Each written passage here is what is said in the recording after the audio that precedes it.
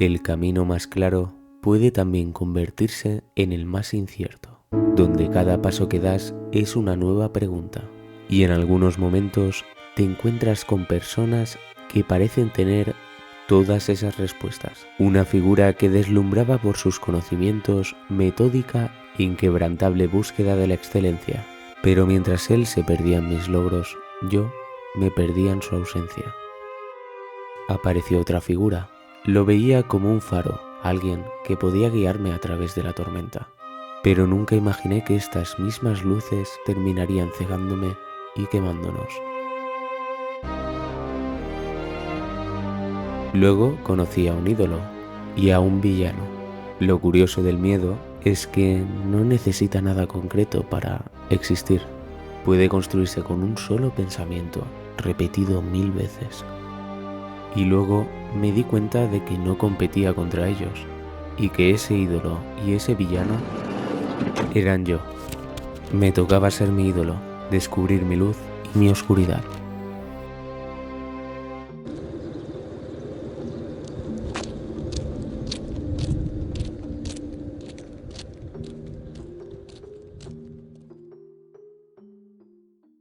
El 4 de mayo de 1987 en Palma de Mallorca nació nuestro protagonista. En el corazón de un hogar bañado por una prosperidad y ambición deslumbrantes, creció y aprendió. Su madre había llegado a competir en pruebas de resistencia y velocidad y su padre brillaba por su razón y disciplina. Para un niño era imposible no verse hechizado por ese irradiante conocimiento y búsqueda de la perfección. Incluso le construyó su primera moto cuando tenía solo 3 años. Era pequeña, rudimentaria, pero fue el comienzo de algo inmenso, y con ella empezó su historia.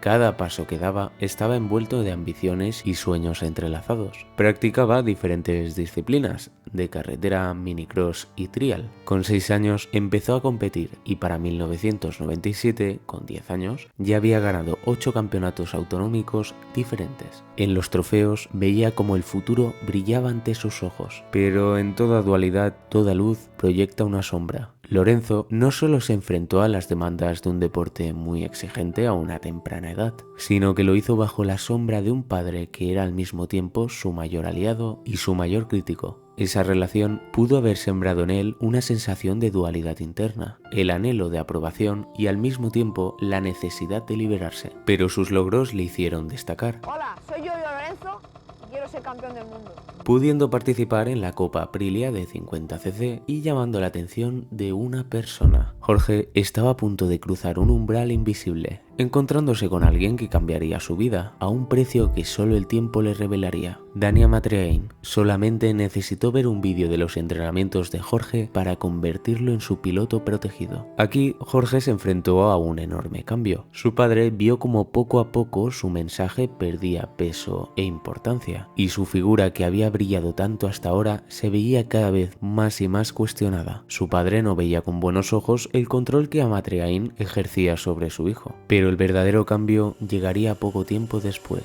En el año 2000, Jorge Lorenzo da el salto al Campeonato de España de Velocidad en la categoría 125. No lo sabía entonces, pero en ese momento compartía pista con otra figura que marcaría su historia para siempre, alguien que años más tarde llegaría a odiar, Dani Pedrosa. Jorge terminó quedando 17º. Sintió que lo que había conseguido hasta entonces no significaba nada. Necesitaba dar mucho más. Dejó Palma de Mallorca para mudarse a Barcelona. Al año siguiente, en 2001, volvió a correr el campeonato de velocidad, consiguiendo puntuar regularmente y terminando en 4ª posición, en la sombra de Casey Stoner. Lorenzo había mejorado. Esto le abrió las puertas al Mundial. En 2002, a punto de cumplir los 15 años, no pudo participar en las 2 primeras carreras porque no tenía la edad mínima como para competir, por lo que su debut no fue hasta el GP de España en Jerez el día de su cumpleaños. Quedó 21º. Al año siguiente ganó su primer GP en Brasil y terminó quedando 12º en el campeonato. Ese mismo año, Pedrosa se coronó campeón en 125.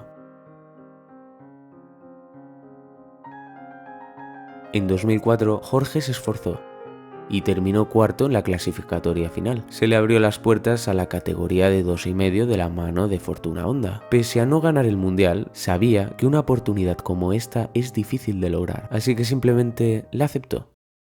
Como hemos dicho, la figura del padre de Jorge se había ido difuminando con la de un entrenador exigente, perdiendo la calidez y afección de un padre. Sus padres se habían divorciado años atrás y Jorge había decidido quedarse con su padre. Cada entreno era una discusión, una tarea que le había desgastado cada vez más y más. Un entrenamiento que con el tiempo había dejado de ser un momento especial entre padre e hijo. Las palabras ya no unían, exigían, y en vez de crear puentes, levantaron muros. Jorge, que había llegado al límite, se fue de casa y empezó a vivir con un amigo cercano de su manager. Lorenzo se distanció del dominio de su padre y se abrazó al futuro incierto de una nueva figura de autoridad. Hay que entender que la obsesión de pequeño por alcanzar la perfección lo habría llevado a medir su valía exclusivamente en sus logros y prácticamente nada más. Cada victoria podría haber sido un triunfo externo, pero también un recordatorio interno de que lo suficiente nunca es suficiente. Daniel asumió el papel que hasta entonces había tenido el padre de Jorge. La importancia que el padre daba a la tutela y entrenamiento de su hijo iba más allá de un lazo familiar. Las carreras y ese interminable camino hacia la victoria se habían vuelto una parte esencial de su relación con su hijo. Jorge lo sabía, pero el anhelo de liberarse le convenció. Este cambio marcó un antes y un después en la relación padre-hijo. Ir por ese camino solo podía verse como un acto de rebeldía a ojos de su padre, aunque para Jorge servía para buscarse a sí mismo, creando su propio camino. Esta decisión no solo distanció al que fue su entrenador y mentor, sino también a un padre. Esto no le sentó nada bien a Chicho Lorenzo, haciendo que entre él y el manager de Jorge hubiesen fuertes acusaciones, primero de manera privada y después a través de la prensa. La primera temporada de Jorge, con las 2,5, fue bastante turbulenta. Una situación así resulta especialmente dura y complicada para un adolescente, y es que con tan solo 17 años tenía la prensa encima, enfrentando a las dos personas más importantes e influyentes de su vida, a un padre y a un extraño que le había tendido una mano, sin dejar de ser, como tristemente descubrirían más adelante, un extraño. Aún así, terminó en 5º lugar. Para este momento, Lorenzo ya tenía fama de ser una persona sin pelos en la lengua, alguien bastante arrogante. No se callaba sus comentarios a la hora de hablar sobre otros pilotos, y de esa misma forma los reflejaba en pista. Era muy agresivo fuera y dentro de ella, y a pesar de eso no conseguía los resultados que buscaba. Por otro lado, Pedrosa había ganado en 2,5 tanto en 2004 como en 2005. En 2006, algo profundo cambió en Jorge. Parecía haber cambiado la gestión mental de las sombras que presionaban su mente, esas que lo habían inundado en un mundo que parecía exigirle más de lo que podía dar. Aparentemente logró dominar esas emociones e integrarlas para finalmente ganar el mundial. Su equipo había cambiado de Honda a Aprilia y consiguió 8 victorias y 10 poles. Nadie pudo intimidarle, ni siquiera Dovizioso, que era su principal rival esa temporada. Su camino a la grandeza había empezado. Aún así, ganar el mundial no te aseguraba una plaza en la categoría reina. Entonces, repetir como campeón era una bonita forma de consolidarse como piloto, de demostrar que no era un triunfo aislado, sino que tenía lo que hay que tener para estar entre los mejores. Esto no era algo malo, al contrario, supo aprovechar el tiempo extra en 2,5, proclamándose de nuevo campeón en 2007. Jorge Lorenzo corrió con el 1, antes de finalmente llegar a MotoGP. Cuando Lorenzo llegó a MotoGP en 2008, entró de la mano de un equipo plagado de expectativas, Yamaha. No solo eso, sino que compartía garaje con nada más ni nada menos que Valentino Rossi, el ídolo al que millones seguían, el hombre más mediático, el más querido y también el más odiado. La cuestión es que era el más de todo, y llegar para plantarse a su lado era algo cuanto menos imponente. Ahora que se planteaba la opción de que Rossi podría pasar a la Fórmula 1, Yamaha decidió apostar fuerte por un nuevo nombre. Pero Jorge no quería ser solo el compañero de Rossi, quería ser Jorge Lorenzo. Además, hasta entonces había habido cierta rivalidad, aunque no tan pareja, con Dani Pedrosa, pero esta se intensificó enormemente en 2008. Pedrosa, quien hasta entonces había sido considerado el mejor piloto joven español en la categoría reina, era uno de los favoritos, y veía a Lorenzo como un piloto con potencial. Por su parte, Lorenzo comenzó a desafiar a Pedrosa por el protagonismo, y en ese sentido, la presión de ser el joven talento de Yamaha creaba un ambiente de competencia constante. La tensión tensión entre ambos estaba alimentada tanto por su rivalidad en la pista como por sus personalidades contrastantes. Pedrosa, más introvertido, reservado y serio, y Lorenzo, conocido por su carácter extrovertido y provocador, algo que la prensa explotaba continuamente. Lorenzo era más expresivo y no dudaba en señalar cualquier aspecto que pudiera considerarse una debilidad en Pedrosa. No tengo ninguna motivación especial por ganarle a Dani Pedrosa. Yo lo único que quiero hacer es ser campeón del mundo de MotoGP algún día. Y para eso tienes que ganar a todos, claro. Claro. Si solo fuera Dani Pedrosa sería esto un chollo.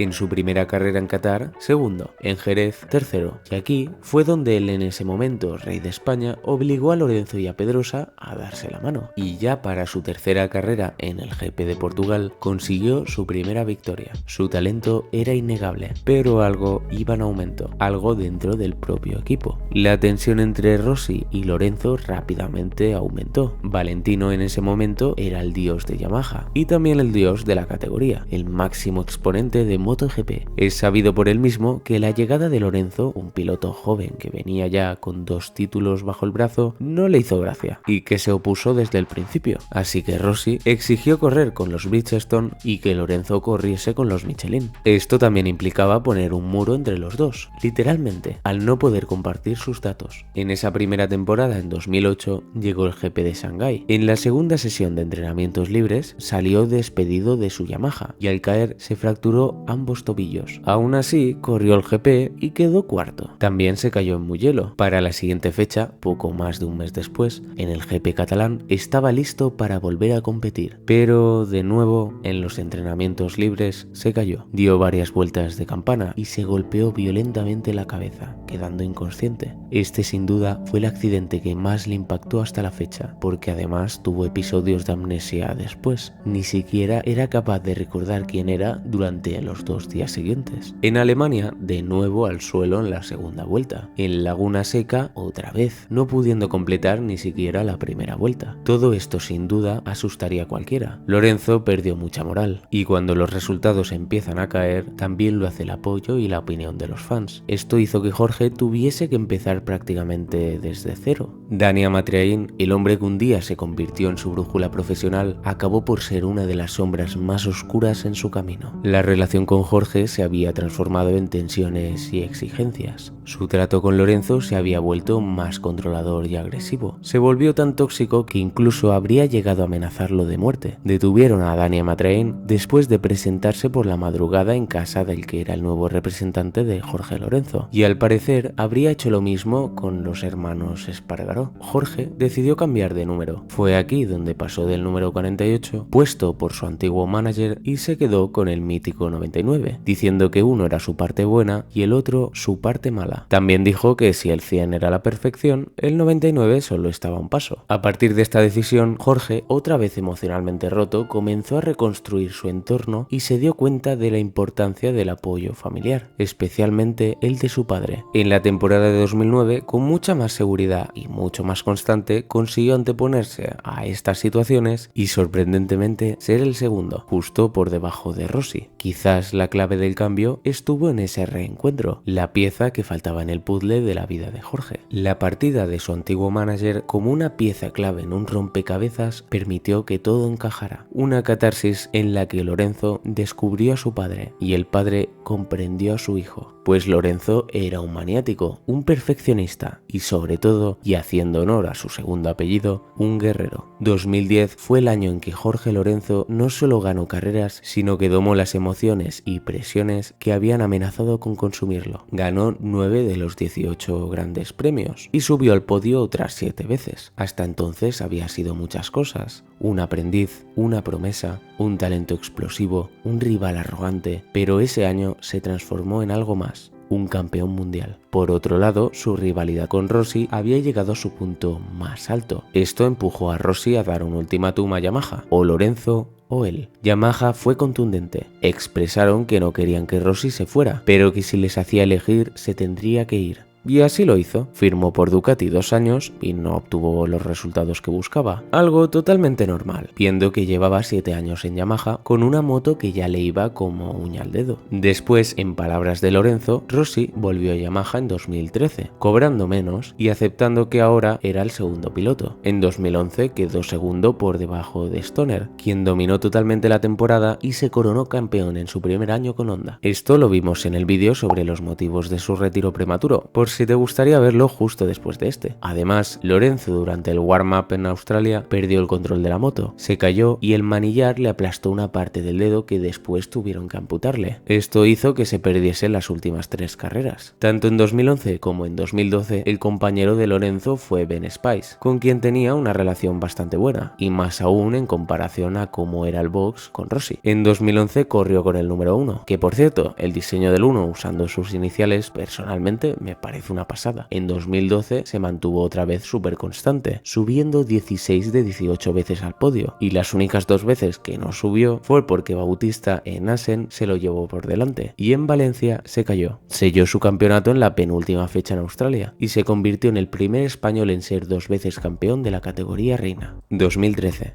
Llegó la persona que cambiaría MotoGP durante los siguientes años, Marc Márquez. Lorenzo aún tenía mucho por demostrar. Solo en las primeras 6 fechas ya había ganado 3 carreras y subido al podio otras 2 veces. Entonces llegó Assen. Durante los entrenamientos y con la pista mojada, Lorenzo perdió el control de la M1. En el impacto sufrió una fractura desplazada en la clavícula izquierda. Voló a Barcelona, se operó, le colocaron una placa de titanio con 8 tornillos y menos de 36 horas después, ahí estaba Lorenzo, en Assen, listo para correr. A pesar del dolor y la falta de movilidad, Lorenzo consiguió terminar en una realmente histórica y heroica 5ª posición. Esto demostraba lo dispuesto que estaba Jorge a soportar dolor, solo para poder mantenerse en la lucha por el campeonato. 2 semanas más tarde, en Alemania, se cayó de nuevo en los entrenamientos, de nuevo dañándose la clavícula, pero esta vez perdiéndose la carrera. A pesar de tener una segunda mitad de año increíble, todo se decidiría en el último GP del año, el Gran Premio de Valencia. Lorenzo con 305 puntos y Márquez 13 puntos por encima. Marc tenía que quedar quinto o peor, pero a pesar de que Lorenzo ganó la carrera, Márquez quedó tercero, llevándose así el campeonato. 2014 no empezó bien para él. En las 2 primeras fechas, una caída y una salida antes de tiempo. Estos errores le hicieron resetear algo dentro de él y darse cuenta de que debía reconectar con el trabajo, con su mentalidad y su perfeccionismo. A finales de 2013 se había operado, pero esta falta de preparación física, los problemas de adaptación a los Bridgestone, la pérdida de confianza después de perder solo por 4 puntos la temporada anterior, hicieron que esta primera mitad fuese su peor inicio de temporada desde que estaba en MotoGP. Aún así, la segunda mitad fue mucho mejor, subiendo al podio en todas las carreras menos en la última en Valencia, donde se retiró después de un error estratégico al haber cambiado de moto demasiado pronto por las condiciones de pista mixta. Terminó quedando tercero por debajo de Márquez y Rossi. En 2015 consiguió una racha de 4 victorias, en Jerez, Le Mans, Mugello y Barcelona. Liderando la tabla con 296 puntos estaba Rossi y 11 puntos por debajo estaba Lorenzo. Así llegaban a la penúltima fecha en Malasia, la carrera de Sepang de 2015, donde pasó lo que todos sabemos, el punto máximo entre la rivalidad entre Rossi y Márquez, la conocida patada de Sepang. Que por cierto, tengo un vídeo también sobre esta rivalidad, donde lo vemos todo en detalle por si te interesaría verlo después. La cuestión, Pedrosa ganó el GP, segundo Lorenzo y tercero Rossi. Esto significaba que todo se jugaría a una sola carta, Valencia. Rossi liderando con 312 puntos y Lorenzo con 305. Debido al incidente de Sepang, Rossi fue sancionado y obligado a salir desde la última posición. Lorenzo apoyó esta sanción. Rossi aún así logró quedar cuarto. Se habló de confabulación de los españoles para no dejar pasar a Rossi e impedir así que él se llevase el campeonato. Se dijo que especialmente Márquez estaba actuando como guardaespaldas de Lorenzo, pero la cuestión es que finalmente Lorenzo se llevó la carrera y también el campeonato, solamente por 5 puntos, algo que para muchos fue injusto. En 2016 se repitió la historia de 2014, Márquez primero, Rossi segundo y Lorenzo tercero. Además, a principios de temporada en abril, Lorenzo anunció que se iba de de Yamaha para correr con Ducati. Y claro, después de 9 años y 3 títulos mundiales, es entendible que perdiese la motivación y que no tener un objetivo nuevo, claro y llamativo le hiciese pensar en otras opciones. Además, adaptarse a una moto completamente diferente no es nada fácil. En su primer año con Ducati, 3 podios en toda la temporada y ninguna victoria, quedando en séptima posición en el campeonato. En su segundo año, noveno. Durante algo más de la primera mitad de temporada consiguió 3 victorias, pero junto con su primera victoria en Mugello llegó también la despedida a Ducati. Y es que esta primera victoria con la marca, según Lorenzo, llegó gracias a que Ducati le suministró unas piezas que podían ayudar a suavizar el comportamiento del motor, unas piezas que él llevaba reclamando desde el año anterior. Pero para cuando llegaron esos ajustes ya era demasiado tarde y Lorenzo había firmado para correr con Repsol Honda. Además, una decisión así era entendible. Un campeón como Lorenzo, con tan buenos resultados durante años, no se iba a conformar con quedar séptimo o noveno. Para rematar, el final de 2018 estuvo muy accidentado para Lorenzo. En Aragón salió disparado de la moto, después de lo que Lorenzo consideró una maniobra demasiado agresiva por parte de Márquez. Se fracturó varios dedos del pie derecho. En la FP2 en Tailandia, se cayó después de perder la rueda trasera. Se había fracturado la muñeca izquierda, pero no vieron lo grave que era la lesión hasta un segundo examen en Japón. Lorenzo decidió no correr un riesgo innecesario y no participar en las siguientes fechas, a excepción de Valencia. Os dejo en pantalla la imagen que resume todas estas lesiones. Así es como llegó a Honda, listo para renacer de entre las cenizas junto a Márquez como compañero de equipo. Pero la moto estaba hecha por y para Marc. La falta de confianza, los 2 años anteriores, las lesiones, la diferencia de edad, todo eso sumado a la adaptación a la moto tan hecha para un cierto estilo de conducción. Todo esto hacía que viéramos resultados tan diferentes entre ellos. Asen 2019. El viernes me caigo a mucha velocidad, entro a la gravilla dando vueltas, así con la cabeza dando vueltas. Cuando me levanto ya veo que algo va mal, que algo en mi espalda no funciona. Me duele, cuando quería respirar no puedo respirar. Puedo andar, pero hostia, con mucha dificultad. Yo creo que me ha pasado algo grave en la columna. Lorenzo se fracturó 2 vértebras dorsales. Esto le apartó de las pistas durante varios meses. Lorenzo pensaba en retirarse, pero prefirió volver a intentarlo, y al volver todo había cambiado.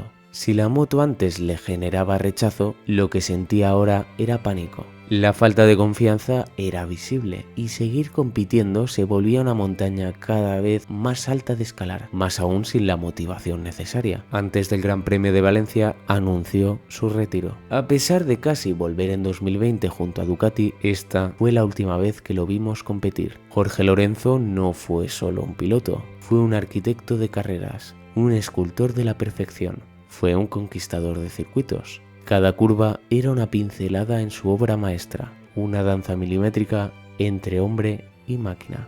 Lo amabas o lo odiabas, pero sin duda dejó una huella permanente en el alma de MotoGP. Espero que os haya gustado mucho el vídeo, y si es así, déjame saber tu opinión en los comentarios, que me encantaría saber lo que piensas. Y muchas gracias a todos los que habéis sugerido este vídeo. Y si te ha gustado el vídeo, dale al like y suscríbete. Pero por ahora, eso es todo. ¡Chao!